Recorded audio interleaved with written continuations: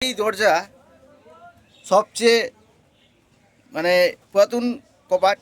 আর মডেলটা হচ্ছে বুঝতেই পারছেন, অনেক পুরনো ডিজাইন। এই ডিজাইনটা আগে চলতো, এখন বিভিন্ন ডিজাইন চলে এসছে মার্কেটে, সিএনসি মেশিনের ডিজাইন। এই কভারটা এটা সামথিং 19-20, আমরা এই কভারটা 2012-তে করেছিলাম। তো আজকে প্রায় 13 বছর মতন হয়ে গেল সামথিং অনুমান। তো সেই দরজাটাকে আমরা ফিনিশিং করবো। সেই সময় তো মেশিনের রং ছিল না, আমরা হাতে রং করেছিলাম। তো আপনাদেরকে এটা শিশু কাঠের দরজা, তো আপনারা দেখতেই পাচ্ছেন কীরকম রংটা হয়ে আছে। তো আপনারা বুঝতেই পারছেন যে এখানে লোক টোক লাগানো আছে, সব কিছু লাগানো আছে। তো এটা হচ্ছে পুরাতন দরজা। তো আমরা এই দরজাটাকে কাঁচের মতো রং করব। তো আমরা কি করতে হবে প্রথমে স্টেপ আমরা দেখাচ্ছি। প্রথমে যেখানে একটু ফাঁকা ছিল বা খামটাম ছিল, তো ওটাকে আমরা পুটিং করে দিয়েছি। আপনারা মেশিনে রং করলে, মেশিনে রং করতে গেলে পুটিং কিন্তু আলাদা পুটিং লাগে। আপনারা যারা জানেন না তারা কোনো সময় রং পুটিং পুটিং করার আগে, যারা ফার্নিচারে কাজ করে অথবা যারা মেশিনে রং কোনোদিন করেননি, নতুন করতে চাইছেন, সেগুলো পুটিং কিন্তু আলাদা পুটিং লাগে। কেন, পুটিং যদি আপনারা রং করে দেন, মানে অন্য ভুল করে দেন, তাহলে সেই জায়গাটায় রংটা কিন্তু ফেটে যাবে অথবা কোঁচকে যাবে। হ্যাঁ, তো যেটা হচ্ছে আমরা এই যে আমরা পুটিং করে দিয়েছি। তো এবার আপনারা যদি জানতে চান এটা পুটিং কিসের পুটিং বা কোন পুটিং, তাহলে আমাদের কমেন্ট করবেন, আমি কমেন্টে রিপ্লাই দিয়ে দিব। হ্যাঁ, তাহলে আমরা এই পুটিং করা হয়েছে, আমাদের শুকানো হয়ে গেছে পুটিংটা। হ্যাঁ, এবার আমরা এটাকে ঘষে শেডিং পেপার দিয়ে, আপনারা 320 কাগজ দিয়ে ঘষতে পারেন বা 120 নম্বর কাগজ দিয়ে ঘষতে পারেন, আপনাদের যেটা সুবিধা। 80 নম্বর 320 নম্বর কাগজ যেটা দিয়ে ইচ্ছা হবে ঘষে দিবেন। তো আমরা এই যে দরজা আছে পুরাতন দরজা, অনেক যাদের সিস্টেম আলাদা আলাদা থাকে। তা আমাদের সিস্টেমটা হচ্ছে, আমরা যে পুরাতন দরজাটা আছে, আমরা কিন্তু সম্পূর্ণ রং উঠাই না, সম্পূর্ণ রং উঠাই না।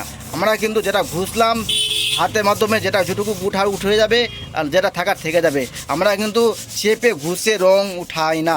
কেন উঠাই না, কারণটা হচ্ছে আমরা যেখানে হয়তো এই যে আমরা এই ফুলটা করেছি, ফুলে কিন্তু আমরা যতটা হাত দিয়ে ঘষার চেষ্টা করি, কিন্তু এই ফুলে যত হাতে দেওয়া ঘষার চেষ্টা করি, এই হাতে ঘষে কোনোদিন সব জায়গায় রঙটা উঠবে না, হয়তো এখানে এখানে থেকে যাবে রং, এখানে থেকে যাবে।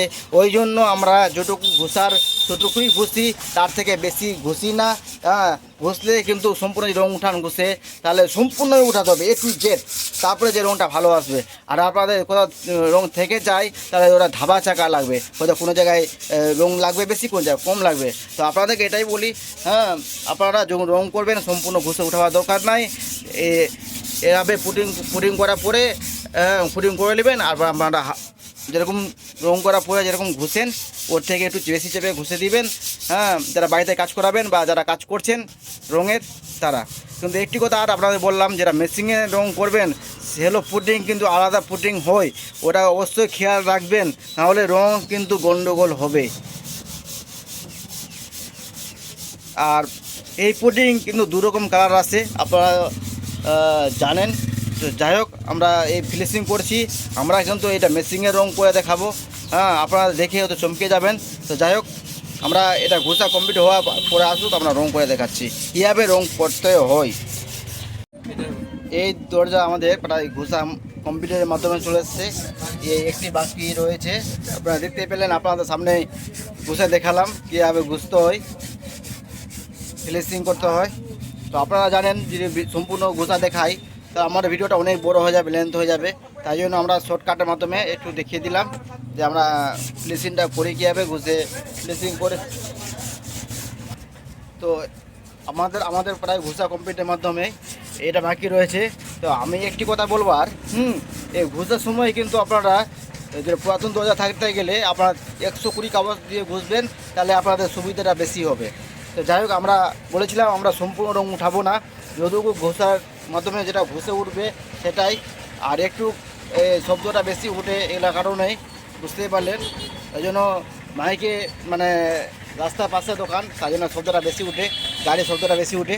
তো যাই হোক, আমরা যেটা কন্টেন্ট করছি, যে কন্টেন্টটা করছি আমার দোকানে করি কন্টেন্টটা, আর রাস্তার পাশেই দোকান। তো যাই হোক, আমরা এই ফিনিশিং করলাম কীভাবে দেখতেই পেলেন।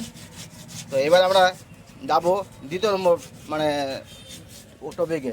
দ্বিতীয় টপিকটা কী হচ্ছে, আমরা এবার এটাকে ধুলোটাকে ঝেড়ে দিব, মানে যেটা গুঁড়ি আছে, যেটা আমরা ডাস্টটা বেরোলো ঘুষার, এটাকে আমরা কাপড় দিয়ে ঝেড়ে আমরা রং করব। হ্যাঁ, তো আমরা কীভাবে রং করি বেশ কাঁচের মতন, সেটা দেখার জন্য এরপরে দেখাচ্ছি। এই আমাদের ঘুষা কমপ্লিট। যেটা ঘুষে ডাস্ট বেরোছিল, মানে গুঁড়িটা, কাঠের গুঁড়িগুলো যেগুলো বেরোছিল কাছের, যেটা আপনারা জানেন ঘুষলে এটা যেটা গুঁড়িটা বের হয়, ওটা আমাদের কাপড় দিয়ে ঝাড়া, ফ্রেশ করে ঝাড়া হয়ে গেছে। আপনারা দেখতেই পাচ্ছেন আমরা সম্পূর্ণ কিন্তু রং উঠাইনি, খালি ঘুষেছি। আপনারা এভাবেই ঘুষবেন, তাহলে আপনাদের ইটা ভালো হবে, কাজটা ভালো হবে। আর না হলে যদি আপনারা রং সম্পূর্ণ উঠান ঘুষে, তাহলে A to Z কবাটের রংটা ঘুষে উঠাতে হবে। তাহলে বোঝা গেল কি আমি বলতে চাইলাম। তা চলো এবার আমরা রংটা মারি, অ্যাপ্লাই করি। তো রং মারবোটা কীভাবে সেটা দেখতে হবে। রং মারা কিন্তু অনেক ধরনের সিস্টেম রয়েছে।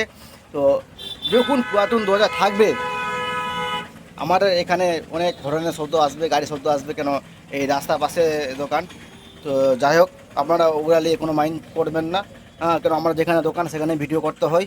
তো যাই হোক, আমরা এই মেশিনে রং করতে গেলে আপনাদেরকে কি করতে হবে, রংটা কীভাবে করতে হবে সেটা আপনাদের বলবো। নাহলে আপনাদের সমস্যার মুখে পড়তে হবে। কেন রং কিন্তু খারাপ হয়ে যাবে, ফেটে যাবে। যে আপনারা যদি এই স্টেপ ব্যবহার না করেন আর পুরাতন দরজাতে যদি আপনারা রং করেন, তাহলে আপনাদের কিন্তু কাজটা গন্ডগোল হয়ে যাবে।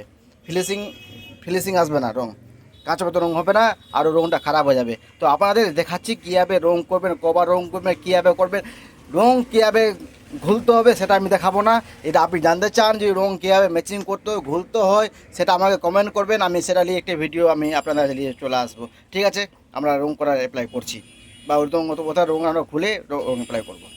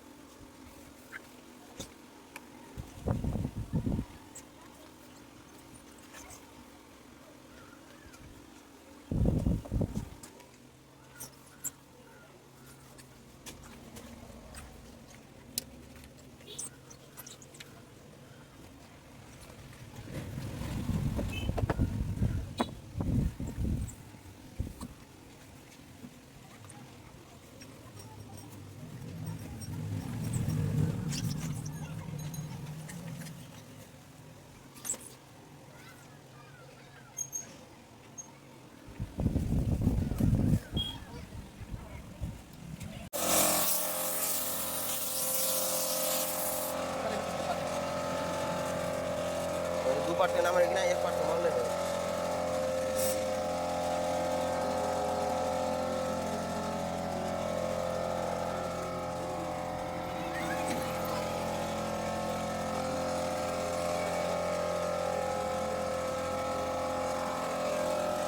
Aku solar.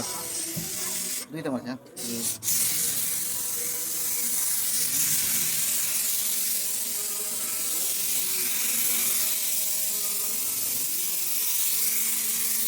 এখন তো একটু কোন দিকে রং করে না এখন তো একটু কোন দিকে রং করে না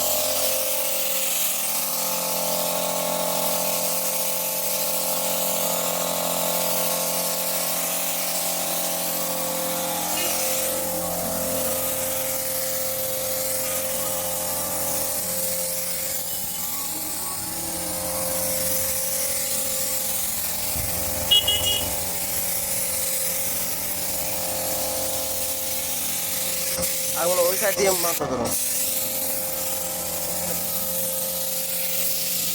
হ্যাঁ মেরে দাও এই পার থেকে মেরে দাও